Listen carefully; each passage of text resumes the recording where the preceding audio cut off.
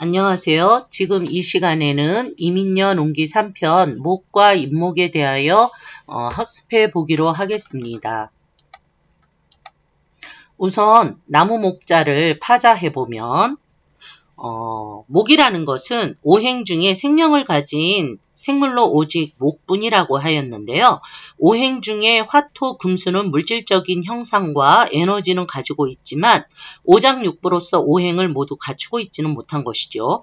목은 오행의 시작으로 갑, 을의 주체인 것이고 목을 파자해보면 한 일자를 바탕으로 해서 위에 한 가닥 싹인 줄기가 곱게 나타나고 아래에는 세 가닥의 뿌리가 갈라지듯 퍼져 있는 형상입니다. 이는 한 가닥의 새싹이 막 싹트는 모습을 상징하고 있고요. 새싹은 생명이 처음 움트는 발생을 의미하는 것이고 존재의 시작을 상징하고 있다고 하겠습니다.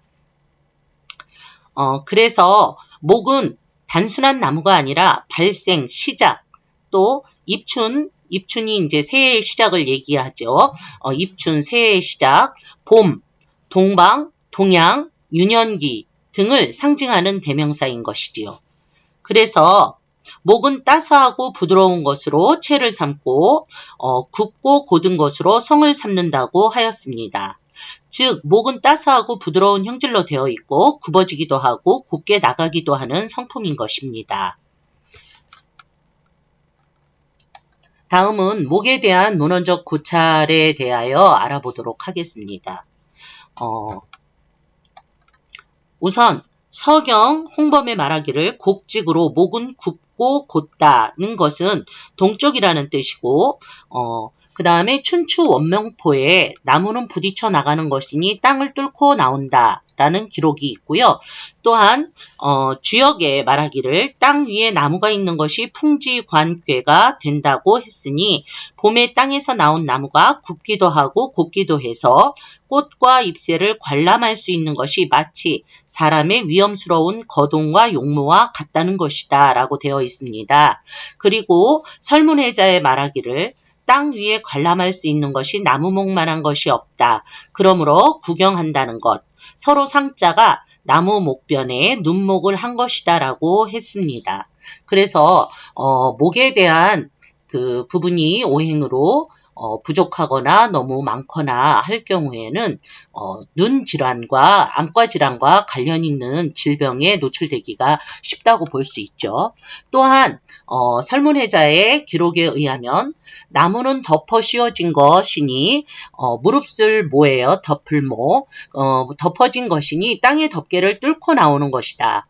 글자가 싹틀 철자 의 아래에 뿌리가 난 것이며 자라는 동쪽에 있다라고 기록되어 있고요. 시자에는 동쪽은 움직이는 것이니 기운이 떨치며 나오기 때문에 움직인다고 했습니다. 다음은 잇목에 대해서 알아보도록 하겠습니다.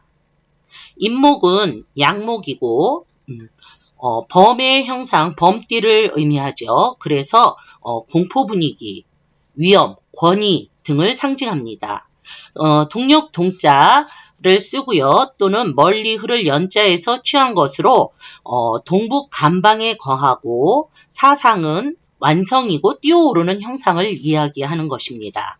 채는 이미 열이 있고 굳고 커서 일어서고 상승의 기세를 갖고 있다고 할 수 있고요. 생명이 자라나는 양기의 덩어리이고 발전적이고 진취적이고 용맹하고 강압적이고 권위적인 의미를 형상화한다고 하겠습니다. 그래서 매사에 자신감에 차 있고 자기 역량을 과신함으로 실패가 많은 법이죠. 양기가 나와 만물이 활동하려는 의욕이 강함을 뜻합니다. 잇목의 자원을 볼 때 삼례의종에는 이는 끌 인자의 그 인의 의미에서 끌다 또는 옮길 이자의 의미인 옮기다 라는 뜻이 있다고 설명되어 있는데요.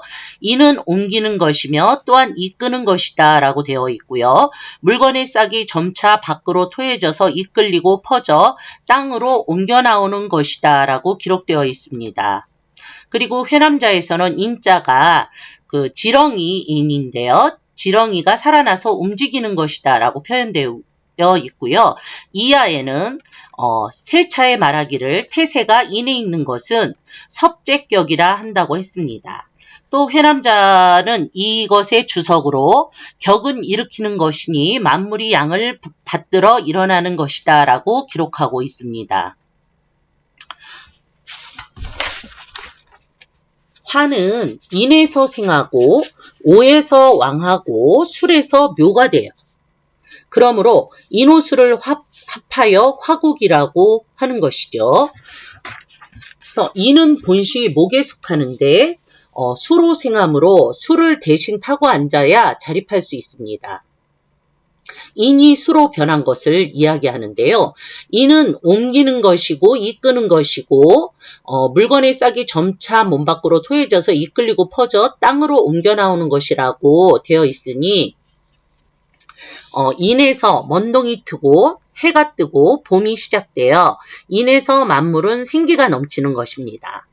특히 인시는 새벽 3시에서 5시 사이로, 지금은 동경시간을 적용해서 3시 반에서 5시 반 사이로 대략적으로 설명하고 있는데요.